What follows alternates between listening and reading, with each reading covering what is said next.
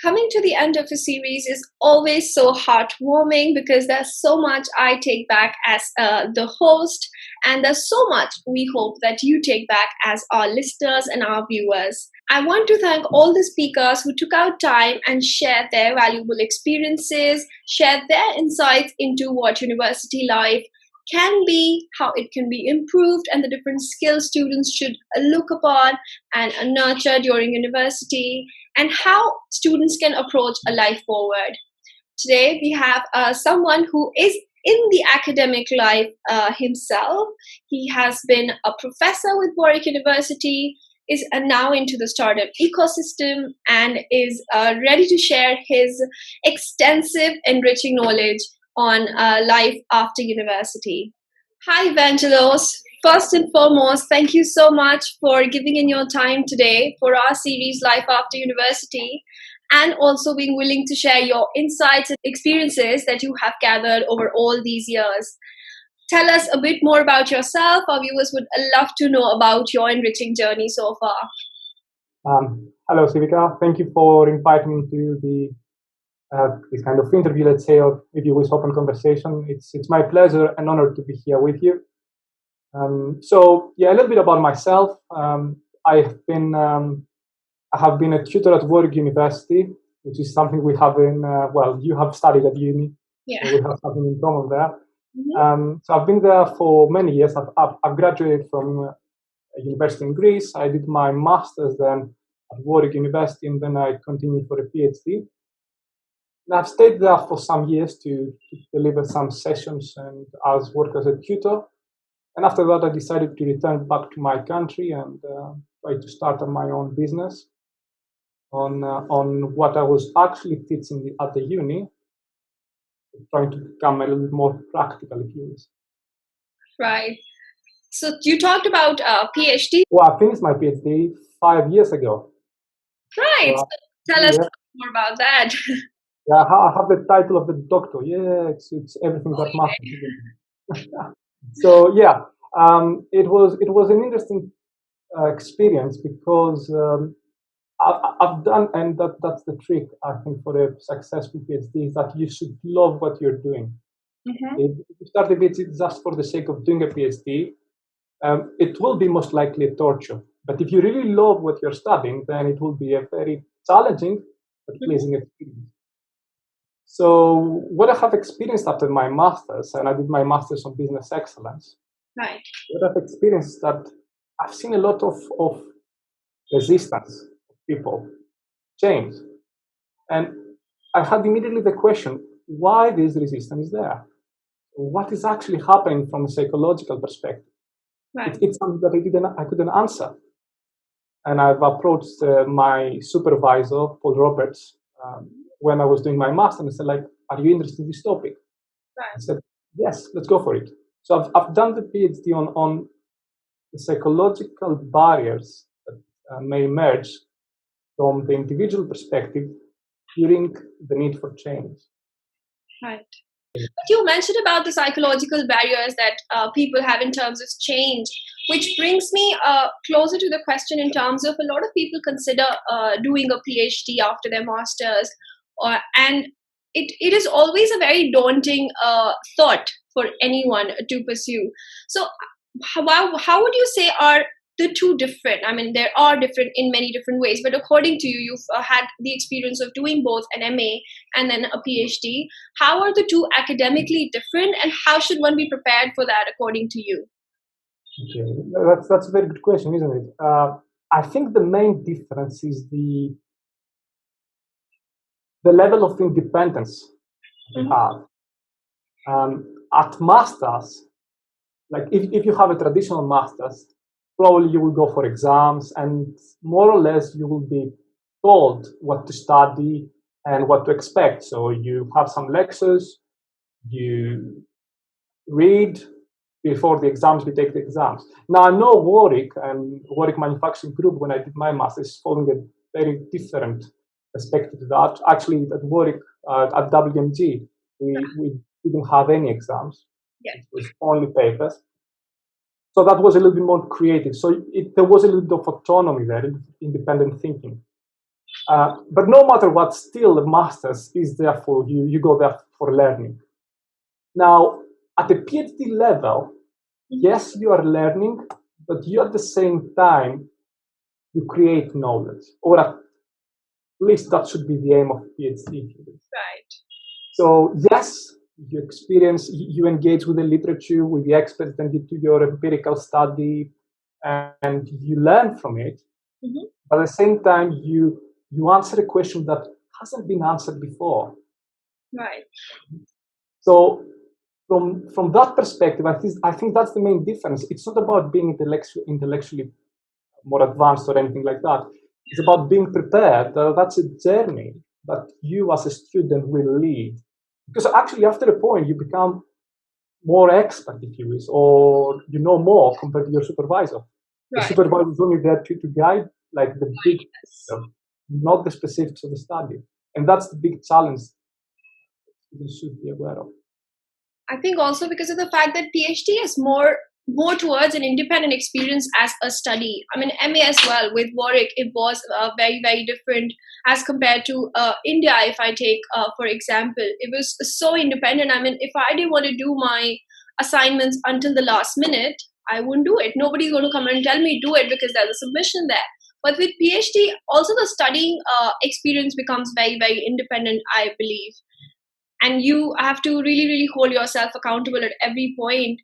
And it's something that you have to take up with a lot of responsibility from whatever I've seen so far. Yeah, and that's now I've been working at WMG, and I guess Warwick more or less follows the same principles. And that's one of the things that I loved about this department. It was the university itself. It was the ability that was offering to the students, not simply to learn, but to learn how to learn. That's a huge Absolutely. And I think that's something that probably we will discuss during this interview as well, is that that's one of the main key characteristics of what the student needs to have if he or she wants to be successful in the career. And think of that. None of the bosses or the CEOs or the managers will ever tell exactly what they expect. They will tell you, that's the problem, solve it. Okay? They will not tell you, go to page 20, that's an SOS, it will go into the exams. No, and that's what Warwick is doing perfectly well. I completely agree with that. I mean, even my experience has been that, and I was in the PACE department, which is Politics and International Studies. And like I said, having compared it to what I was doing in India, when I moved to Warwick, the institution literally pushes you to think how to learn, and then you have to find out ways, and there's enough resource available, valuable resource available, but then it's again about pushing yourself and then making that effort to learn how to learn. And Warwick does that absolutely amazingly well, like you mentioned. Absolutely. And you mentioned about the different experiences that you've had, and from your MA to your PhD, and then now that you are into the startup ecosystem. What would be your advice to students who are graduating or will be graduating in the future?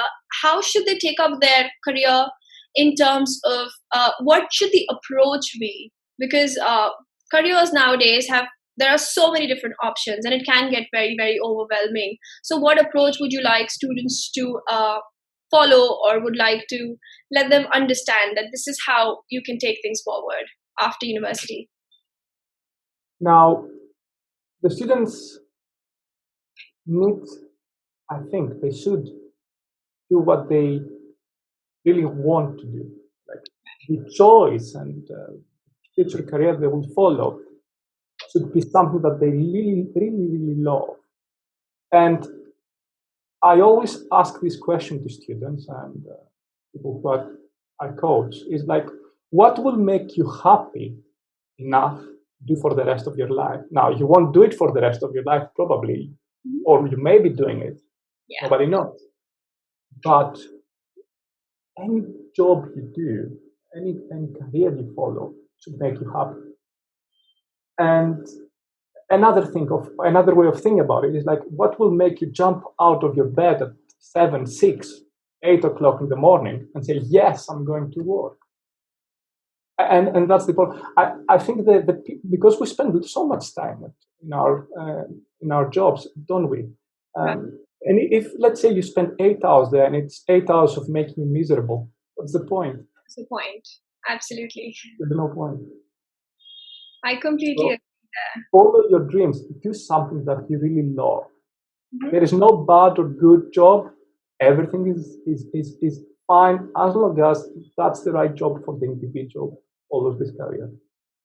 Absolutely. And I think university is a good place to explore different avenues and different opportunities, and also know yourself better as to what you like doing and what you don't enjoy doing. And then, like you said, do what you love, because you'll be spending more than half your life doing spending your time in that particular job or in that particular environment, and you want to love it. You don't want to be waking up every morning and thinking, oh no, do I really have to go there again?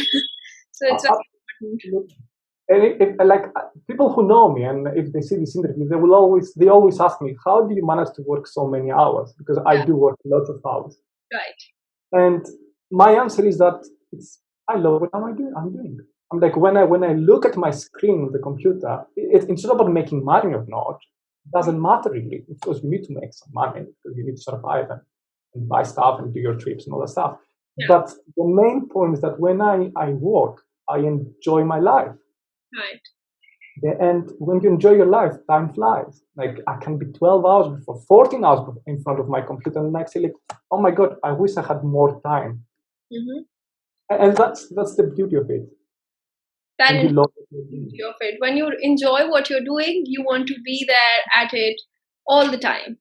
And then it's difficult to like push you away from it because you enjoy it so much. You don't take it like work per se. But we need to keep a balance as well. There's personal life as well. It's not only work life. Very important. Yes, absolutely. Now that we talk about university and careers and student opportunities, what do you think are the 3 skills that students can learn during university, which will help them in their professional life ahead?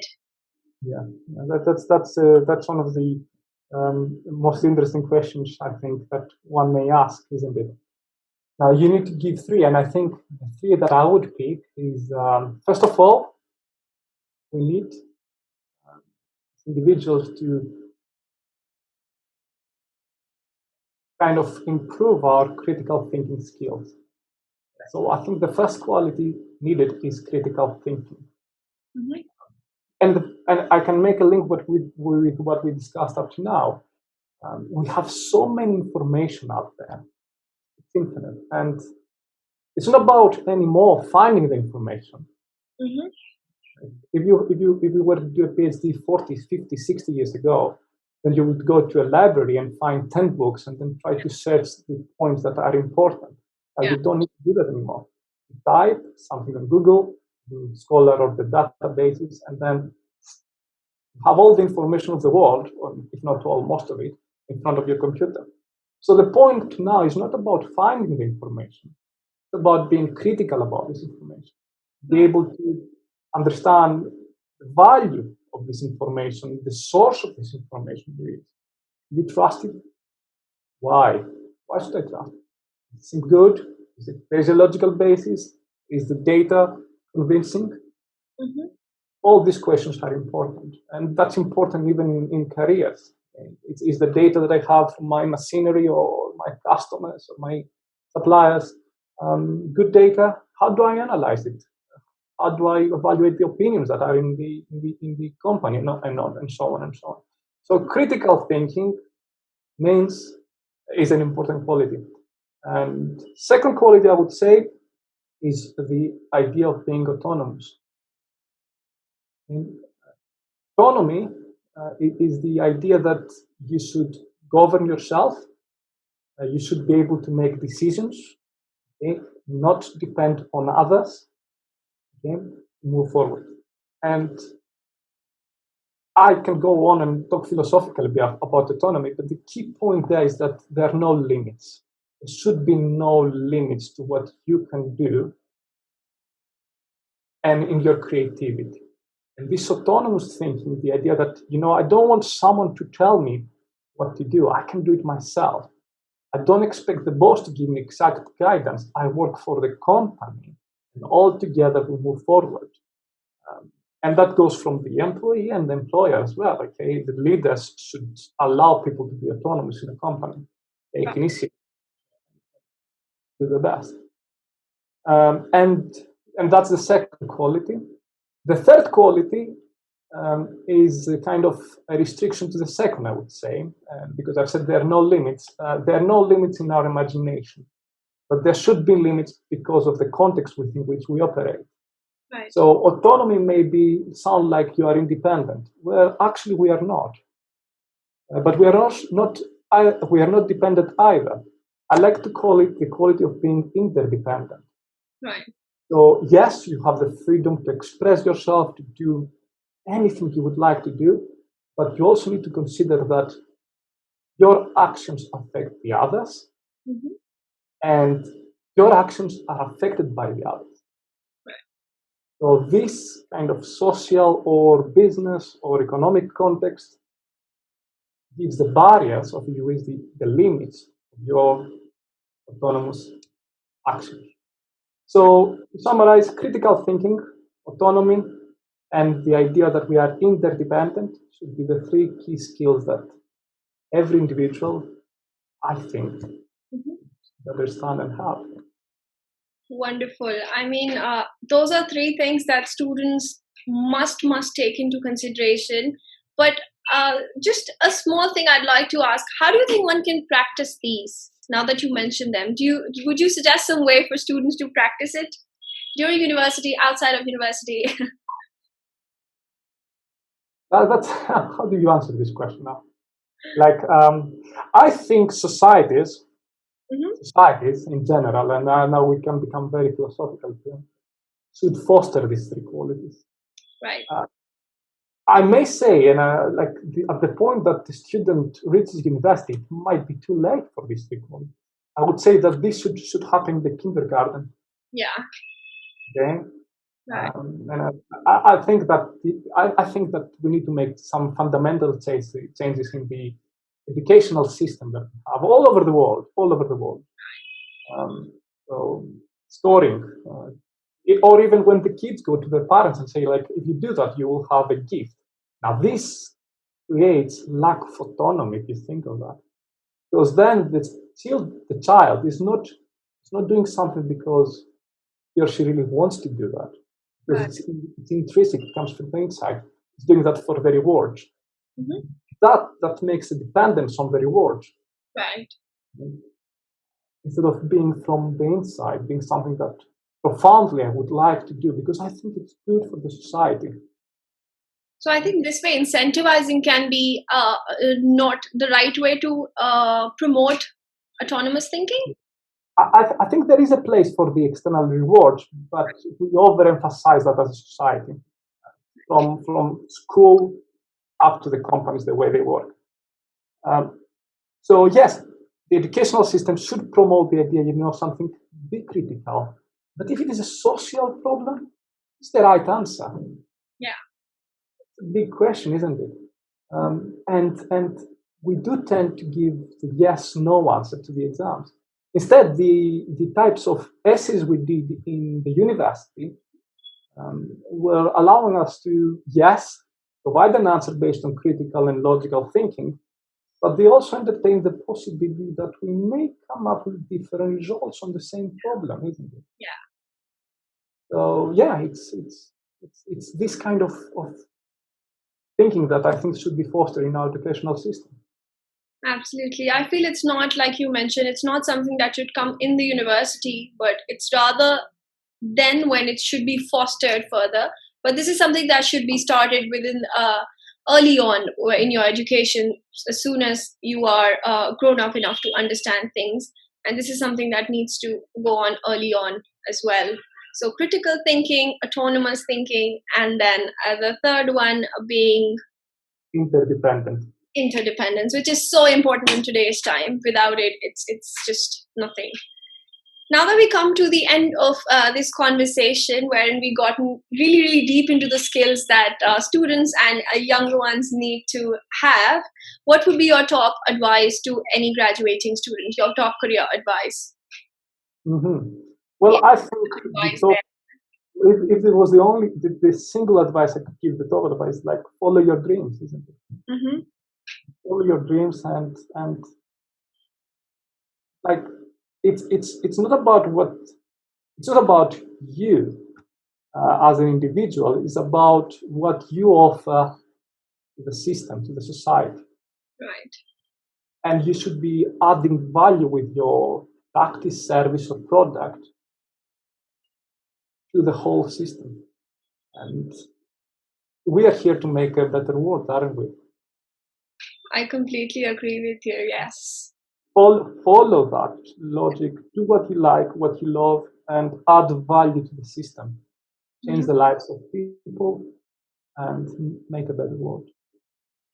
That's a beautiful advice, and it's also very, very warming to see a lot of people follow this advice and also take up that instead of being very, very individualistic about their dreams, now people want to contribute to the community in their own little ways, and whatever they're doing, they want to do it in a way that helps the society become a better place to live in.